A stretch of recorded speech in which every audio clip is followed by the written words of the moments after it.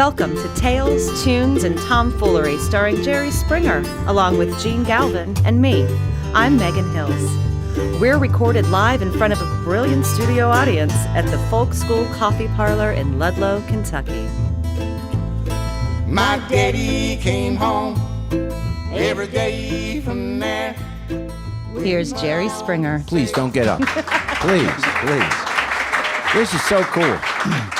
Thanks for coming, and I'm not sure why I'm here yet, only because, I'm told that we're starting a new podcast, and I'm embarrassed to say that maybe you can help me, Gene. What exactly is a podcast? Yeah, it might be good if you knew what a podcast because I want is. to be part. By the way, that music is great. So as far as I'm concerned, anytime we get really boring, just start playing. Yeah, that is the best thing in the world. That is great. Yeah. So what we're going to do here is roughly half-hour segments. Yeah. Podcasting, as most people know, who clearly the people who've come to listen know this, but they're going through this explosion of popularity. It's appointment listening, and our unique podcast will be a mix of some talk, always some tunes. Yeah. And because you and I, Jerry, we're brothers from a different mother. You grew up in New York, I grew up in Cincinnati, but we really grew up in an era of folk music. Yes. Whether it was Pete Seeger and the Weavers or that big surge of commercial folk singers, Peter, Paul, and Mary, the Kingston Trio, Bob Dylan became really an important poet in our generation and a folk singer. So there'll always be that element. But the cool thing is that the writers we're going to feature, including tonight, Patrick Kennedy, the Red Cedars, Ben Knight in the second episode, these are people who are writing and performing folk music today. So that music that you and I grew up loving is carrying on. Now, let me add one other thing. We are at the Folk School Coffee Parlor in Ludlow, Kentucky, and I will tell you, you have got to look up this place. If you're ever going down I-75 through the Midwest, you have got to swing over here. It's probably 5 minutes off of I-75. And would you agree, Megan and Jerry, this is a place that feels like Greenwich Village. It's just a cool, hip kind of place where... and what makes this even cooler than Greenwich Village, to be honest, it's not New York. Well, yeah. I mean, the songs that we're going to be hearing that you guys have been writing, the songs of the people that really live in this tri-state area. I mean, much of the history of growing up in the coal mines and, the rural living in Appalachia, et cetera, this is the heart of it. So it's one thing, to go to Hollywood or to go to New York and get someone to write a song about, the people over there. This is where the people are. And so, frankly, I'm honored to just be here and soak up as much as I can about the culture and everything. It's interesting you mention our love of folk music growing up. Well, there's a reason it's called folk music. It's because it is the music that the expression of just regular folks, regular people. And whenever there's a cause, whether it was the civil rights movement, whether it was people coming out of the mines, whether it was a laboring force that was trying to organize unions, if it's regular folks that want a voice, the people that worked in the cotton fields, they sang because that was their means of communication. Mm-hmm. And so it's interesting that it's kind of coming back now, because we're now at a time when there is a greater disparity between the few that really have a lot and the great masses that have less and less. And the more and more that all of a sudden regular people are feeling disenfranchised, or, hey, who's caring about my burdens?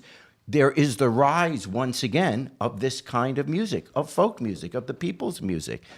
When, today when I go and visit college campuses, once in a while the college students will ask some political questions, and it's kind of interesting. It's something they're studying. But it's not their life. When we were in our teens and 20s, politics wasn't a hobby. It wasn't just something you studied in school. It was our life. We were really going to Vietnam.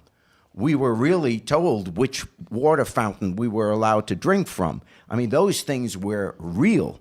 And so the music that came out of the 50s and the early 60s absolutely reflected what was going on in our life, and that's why it was all so popular. And I think we're starting to see that again today. As people are hurting more and more, it's going to be reflected in the music. And I think, yeah, to your point, I think it's really interesting that it's coming about now, where, you know, we came out of the 90s and we had that economic boom and it was great and we were all, you know, having a great time. And now here we are again, kind of taking stock. And like you said, when things get tough, when people are struggling and really trying to connect with one another, we go back to music.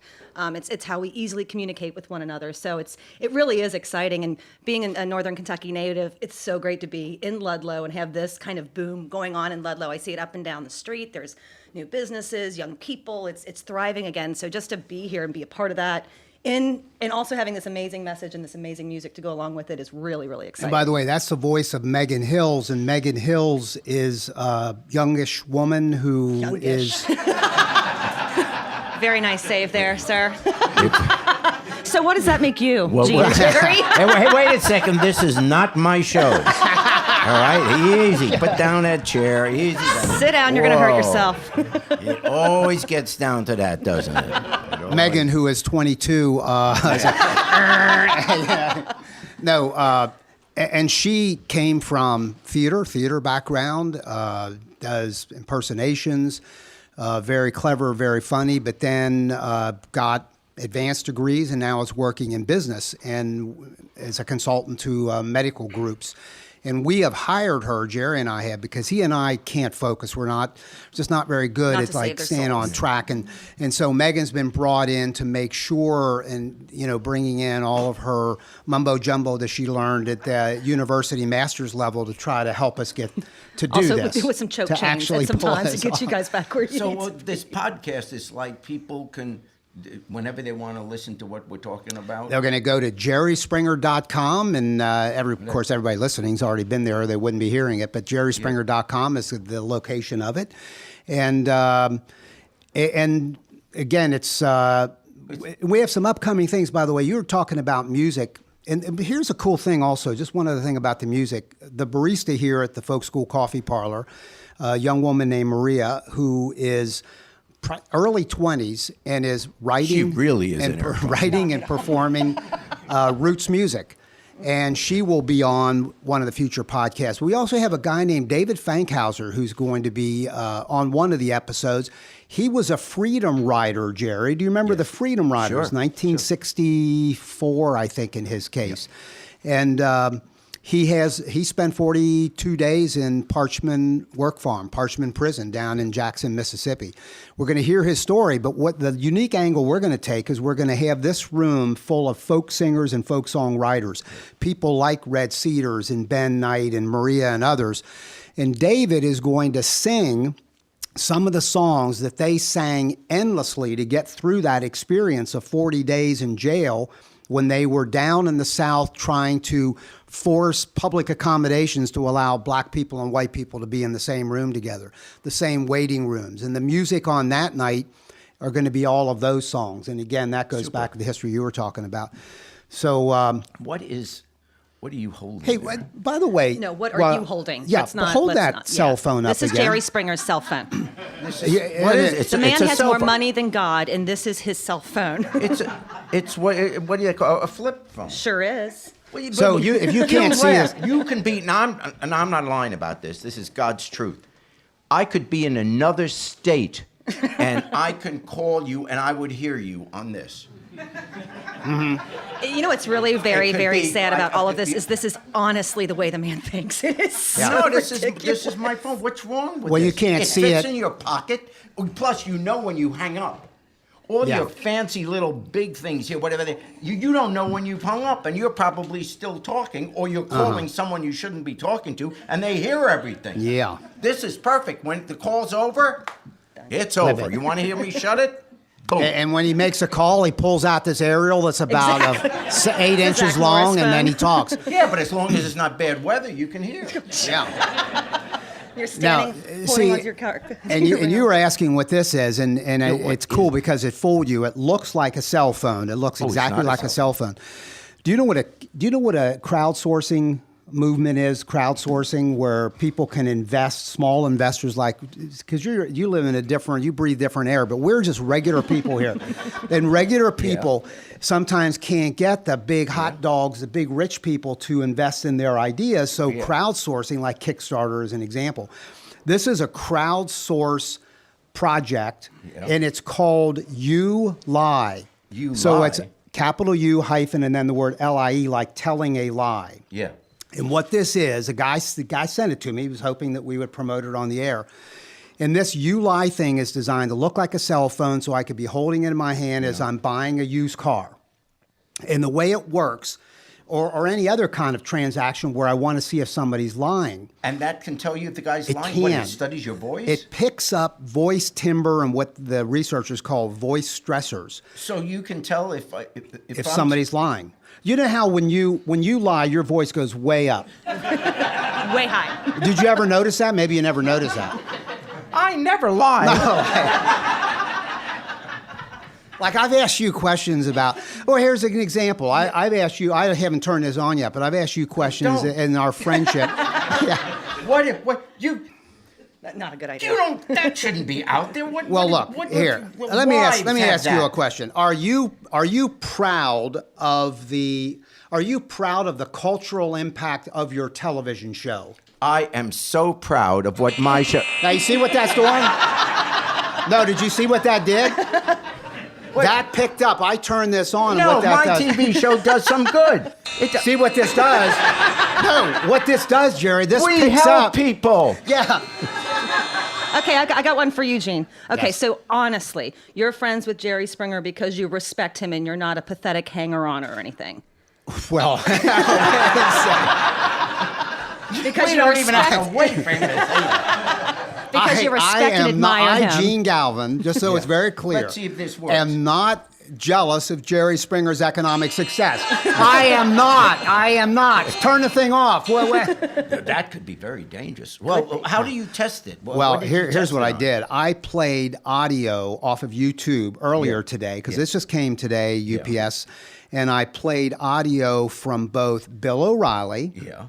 Oh, Of his newscasts. It was going off like crazy. And I played it for Brian Williams. Oh, did it go off with Yeah, him? it went off like it was insane. So, So he's not going to get to be back as the anchor unless that stops doing that. This is perfect. yeah. If we could use it on my show, I'm serious. Oh, for the love of God. Yes. Never mind who's your daddy. We could. And by the way, Someone could be. Oh, it's great. They start talking. Oh, this is. Okay, Jerry, I'm going to ask you 25 another more one. years So, on it. do you truly admire and respect Gene Galvin? No, I do not. There we go. And it didn't make a didn't go sound. off. It never made a Excellent. sound. It does work. It seems to work. Excellent. Yeah. Oh, my God. So, Okay. hey, speaking of that. How we got this idea? We should talk a little about that. Sure. No, you talk. I didn't mean to. Well, no, this whole thing came from Jerry and I have been seriously hanging around since like 1970. Yes. And so we were thinking, and I'll be honest, my hope, and maybe Megan, you share this, if this podcast could be successful,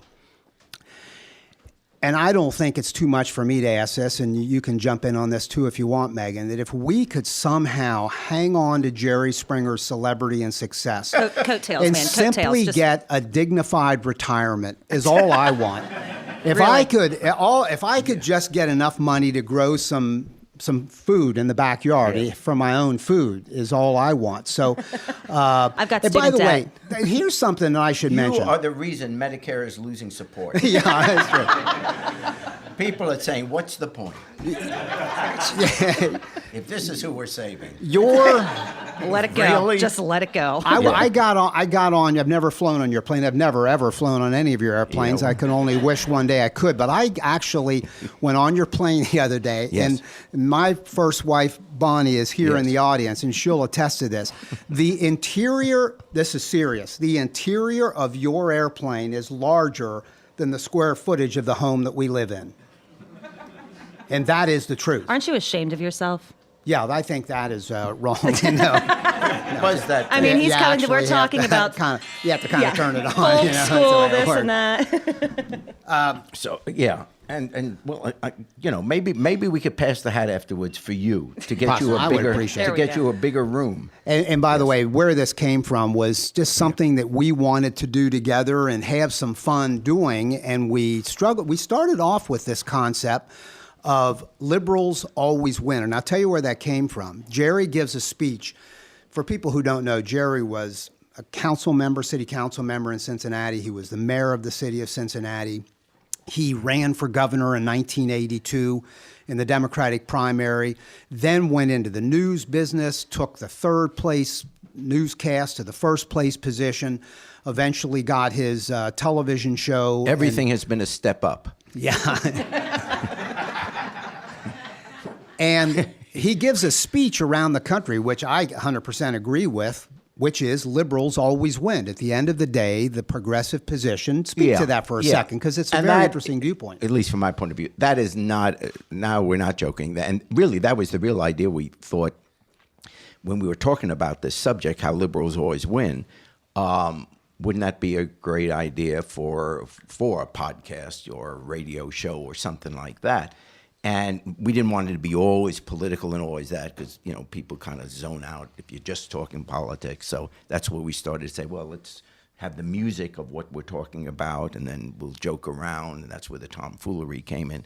But the concept of liberals always win. For years I get, because I'm this lefty, I get asked to be on these various cable news shows, usually the real conservative ones, because they like to beat up on me. And I, like many people who are more moderate or liberal in their thinking, first you start screaming at the television set because you get so ticked off about this constant bashing and how America is really a conservative country, and we're becoming more and more right-wing, and those crazy flaky lefties, those liberals, we're kind of laughed at. And I just thought about it because I read history like a lot of people do. And I say, excuse me? Liberals always win. We always win. It doesn't happen instantly. Sometimes there are battles and there are losses along the way, but in the end, everything America is proud about today, in the beginning, conservatives fought it. Eventually, the liberals won, and now it's mainstream America, and we brag about it. In the beginning, you could go back 150 years ago. In the beginning, the conservatives wanted to support slavery. Liberals fought against it. Eventually, we eliminated slavery. In the 20th century, it was the civil rights movement. Conservatives fought against it. Ultimately, liberals won to the point that we now have an African-American president. In the beginning, the conservatives fought against decent wages, decent working conditions for regular people. The unions organized, fought for it, and now it's unheard of that you would have a job that you wouldn't have a vacation, that you don't have benefits and stuff like that. In other words, that's become mainstream. Women's rights. The conservatives fought against women's rights, and now our next president may be a woman, and certainly things are getting better. It's not equal pay, equal work yet, but clearly it's getting closer and closer. So whether it's women's rights and now gay rights. When I started my TV show in 1991, I started it across the river here in Cincinnati, and there were protesters outside of our TV station because one day we did a show on interracial marriage. And there were protesters. And now we have a president of the United States who is the product of an interracial marriage. I mean, talk about how things change. So ultimately, in the end, whether it was with the Vietnam War, whether it's, as I said, civil rights, labor rights, workers' rights, women's rights, gay rights, does anyone seriously believe? And I'm not saying everyone's in favor of it. I am saying that in the end, society, and particularly America, will always become more liberal because we all instinctively would like to be free. We'd like to be able to live our own lifestyles as long as we're not hurting somebody else. It is the correct way to go, and we all know that. You can go into the most conservative neighborhood in America. Take this area. You can go to the most conservative neighborhoods you find, and the richest neighborhoods. And if I can talk to their kids are watching the same movies, listening to the same music, having the same lifestyle, interracial marriage, gay marriage, all this kind of stuff. They're all adopting it. So those who keep fighting and saying, no, this is a conservative country, wrong. Totally wrong.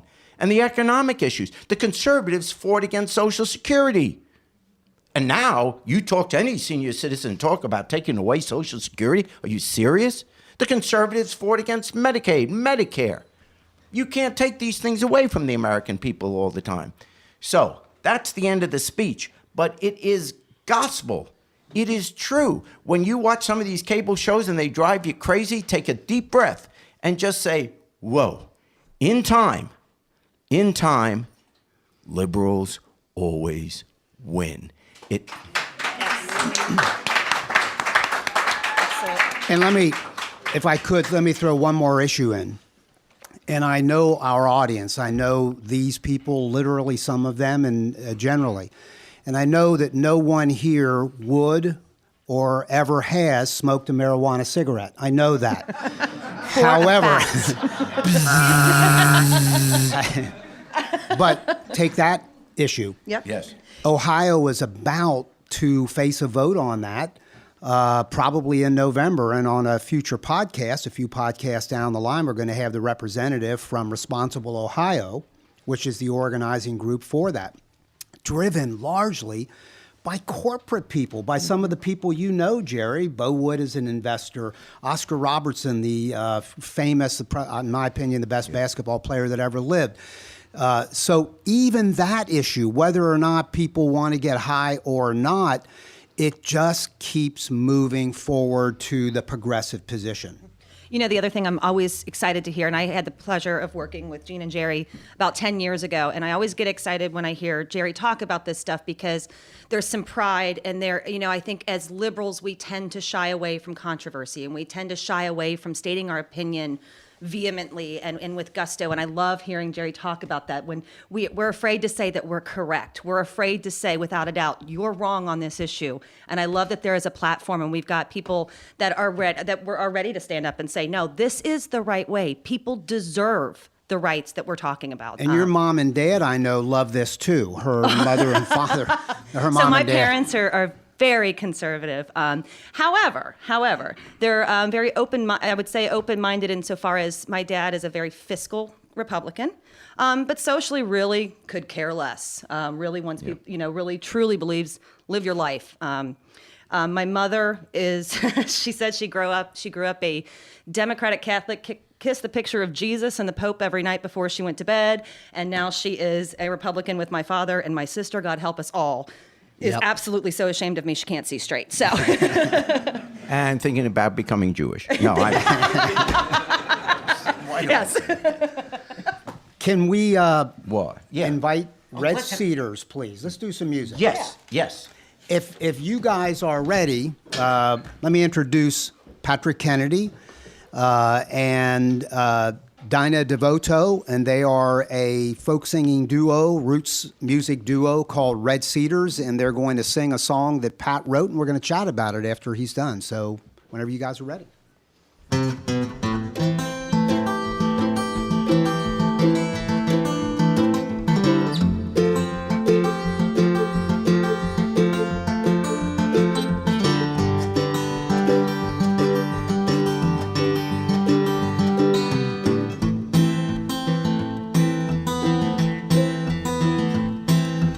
Daddy came home every day from there with mud on his face and a cold blank stare from that mine.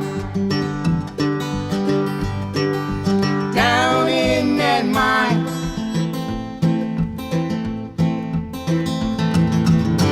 he only did it 'cause his daddy would make that same old trip through them same old woods to that mine. Down in that mine,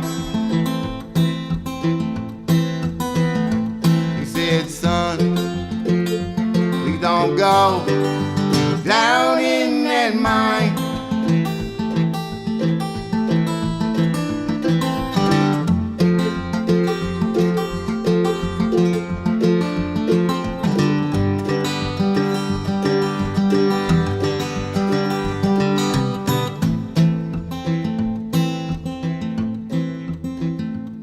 Well, I swore to my dad I'd never work down there, but here I stand, breathing this foul air from that mine.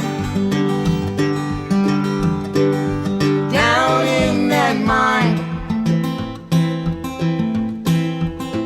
This mine, it killed my grandpa, its dust killed my dad. I can't believe I'm still down here, it's like I'm already dead from that mine.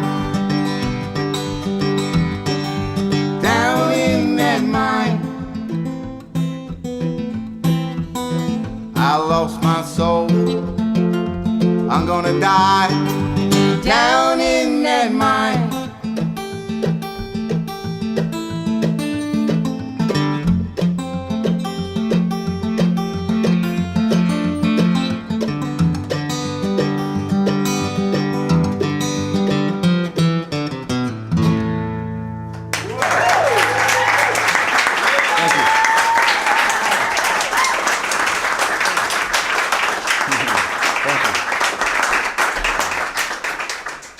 Now, let me ask you something, Jerry. Yeah. That song, I think, is good like the songs we used to hear back in the 1960s and 70s, etc. Absolutely. That's a song that's like, it's the same theme, Dark as a Dungeon, Yep. Cold Tattoo, Billy Ed Wheeler. That's a quality song. This is what we want to be doing partially, is focusing on and highlighting performers like this and writers like this. This music is very alive. That's a good example of it. If people listening to this podcast, if they're writers out there and they're writing music like this, we'd like to hear it. You can come on. If you come to our website, jerryspringer.com. and you come down here and you play it, we'll play it. Well, the thing you do is we've got a little segment there, a button called Songwriter Stump, and that's how you get in touch with us. Casey Campbell, who is here tonight, has become our music coordinator. He's awesome. And he is the person you'll interface with, and we will have a conversation with you. And there's a chance that if you're coming through town, for sure, and we may even do this remotely if you're in Idaho or Delaware, of sending us your music via an MP3 file and talking with us over the phone even. But this is partially what we want to do. Can you get that on this?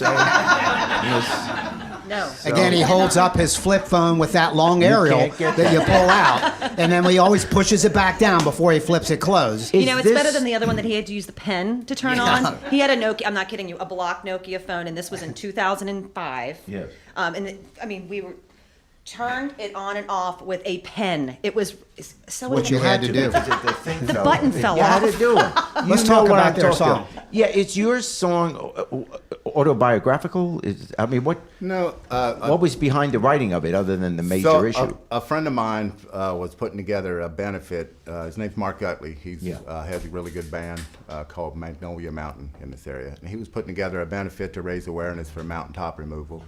And he asked local artists to submit a song for a compilation CD. And he asked the Red Cedars to submit a song. So. And what caused you to write that particular song? Well, I was having trouble with ideas because there's so many minor songs out there. And I heard a radio show on NPR that was talking about a mine in Bolivia, a silver mine. It's been mined since the 1600s. And they call it, the men that mine it, call it Mount That Eats Man, because it's been like, I think they estimated 8 million people miners have died in it since the 16th century. And there's still the descendants of the slaves that mined it. They're still mining it. Their life expectancy is like 40 years old. And it's just that cycle of having to watch your dad and grandpa. So from that perspective. And you know, and I've heard it a number of times, I kind of hang out down here. This to me is like a barbershop, this coffee parlor. I'm just down here hanging out all the time, and there's great people here. Well, it's because your home is so small, you can't. This is way bigger than my home. Yeah. Your home is so small, you got to step outside to change your mind.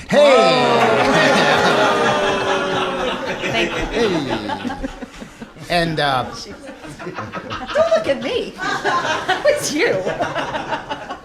and I've heard this song a bunch of times, and what's really cool about it, Patrick, to me, just to give you some feedback as a person that likes this kind of music, is that when I hear you and Dinah sing, it sounds like it's a song about a deep mine in Appalachia, in West Virginia, or Kentucky, or wherever.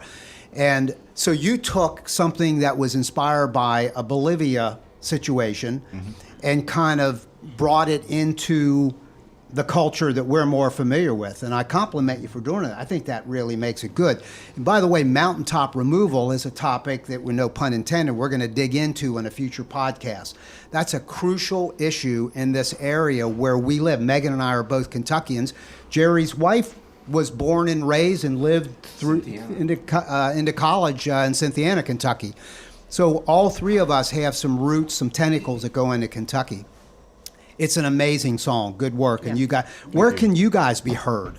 Around Cincinnati, if anybody's around here. We actually we're going to be playing at the College Hill Coffee Company this Friday. Okay. We like the coffee shops and libraries. Also, some of our favorite things to do are the music festivals. Imago has a Music of the Woods in September. We are generally there. Hope to be invited back to the Whispering Beard Folk Festival. And yes. Good. And we're going to talk more about the Whispering Beard Folk Festival. These are some teases of things that will be coming up because Big Dan, who is brother of Matt Williams, and those folks are the ones who put together the Whispering Beard Folk Festival, and Casey Campbell's involved in Friendship, Indiana every August. And it's growing into something, Jerry, that's not unlike in the old days and still exists, I think, the Newport Folk Festival and other folk festivals that happen, Asheville, North Carolina, et cetera. I'm telling you, Ludlow, Kentucky, and this place is important in the roots music circuit. And that's why we're so excited to be doing this podcast here to try to help grow this awareness of that.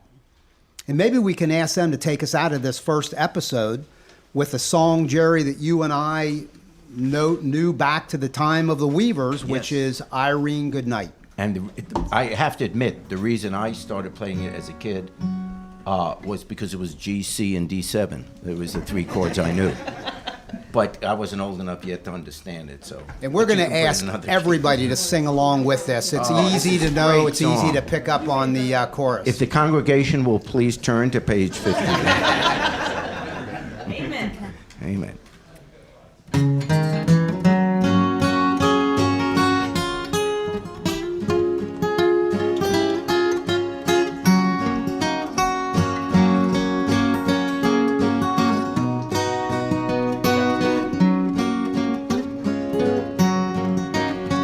Last Saturday night I got married. Me and my wife settled down. But me and my wife have parted. I think I'll go out on the town. Irene, good night. Irene, good night. Good night, Irene. Good night, Irene. I'll see you in my dreams. Oh, sometimes I live in the country. Sometimes I live in town. But sometimes I take a great notion to jump in the river and drown. Irene, good night. Irene, good night. Good night, Irene. Good night, Irene. I'll see you